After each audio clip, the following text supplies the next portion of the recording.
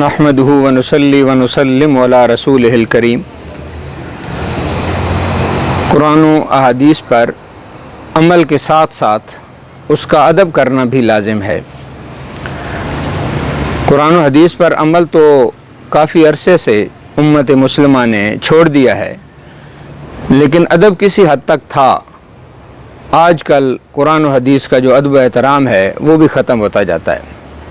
आप देखते हैं हर मजलिस, हर महफ़ल, हर जलसा, हर प्रोग्राम, हर तकरीब के अंदर कुरान मजीद की तिलावत की जाती है, और उस तकरीब, उस महफ़िल, उस मजलिस, उस उर्स, उस क्रिकेट के मैदान में खेल हो या कोई दूसरी तकरीबात हों या किसी दुकान का, किसी प्लाज़े का, किसी ऑफ़िस का इफ्तिताह हो, तो इन तमाम चीज़ों का जो इफ्तिताह है वो कुरान मजीद की तिलावत से किया जाता है। लेकिन कुरान मजीद के बारे में ये हुक्म है, वइज़ा क़ुरिअल क़ुरआनु फ़स्तमिऊ लहू व अंसितू लअल्लकुम तुरहमून। जब कुरान पढ़ा जाए चुप भी रहो और ध्यान से सुनो ताकि तुम्हारे ऊपर रहम किया जाए।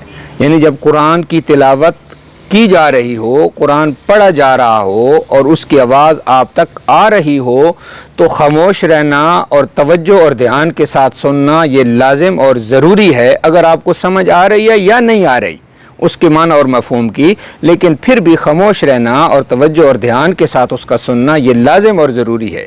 अगर कुरान की तिलावत शुरू हो, कुरान की तिलावत हो रही हो और इंसान आपस के अंदर बातें कर रहे हो, तो इंतहाई सख्त जो है वो गुनाह की बात है और बेअदबी की बात है। आप देखते हैं सियासी या मजहबी जलसा हो, तिलावत हो रही होती, आपस में बातें हो रही होती हैं।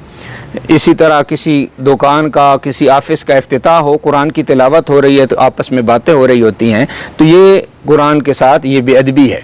इसलिए जिस वक़्त जब भी कुरान की तिलावत हो रही हो और उस तिलावत की आवाज़ आपकी कानों तक पहुँच रही हो, तो ध्यान से सुनना और चुप रहना लाजिम और ज़रूरी है। इमाम मालिक रहमतुल्लाह ताला अलैह बड़े फ़िकी इमाम गुज़रे हैं। अदब एहतराम के हवाले से बात करता हूँ कि वो अहादीस का कितना अदब एहतराम करते थे। एक जब वो आप सल्लल्लाहु अलैहि वसल्लम की अहादीस पढ़ाने के लिए तशरीफ़ लाते, सबसे पहले गुस्ल करते, कपड़े तब्दील करते और खुशबू लगाते और रोज़ाना वो नया सूट पहनते। हदीस के अदब एहतराम में इमाम मालिक रहमतुल्लाह ताला अलैह के एक बड़े मशहूर शागिर्द हैं अब्दुल्ला बिन मुबारक रहमतुल्लाह फरमाते हैं कि एक मरतबा उस्ताद मोहतरम हमें सबक पढ़ा रहे थे।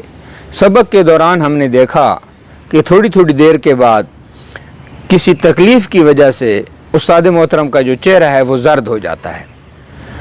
जब सबक ख़त्म हुआ तो इमाम मालिक रहमतुल्लाह ने मुझे बुलाया और अपनी पीठ से अपने कुर्ते को ऊपर उठाया और कहा कि देखो इसमें कोई चीज़ है। तो अब्दुल्ला बिन मुबारक कहते हैं कि मैंने देखा कि उसके अंदर एक बिच्छू था और जिसने 16 मरतबा इमाम मालिक रहमतुल्लाह को डसा था। लेकिन हदीस के अदब एहतराम में इमाम मालिक रहमतुल्लाह ने ना कुछ आवाज़ निकाली, ना आहो बुका की और ना ही जो है वो अपनी करवट और जो है वो जगह तब्दील की।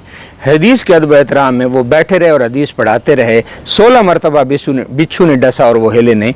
तो आज हम जो है वो पहले अमल से दूर थे, अब अदब एहतराम से दूर होते जा रहे हैं। अमल भी ज़रूरी है और कुरान और हदीस का अदब एहतराम भी ज़रूरी है।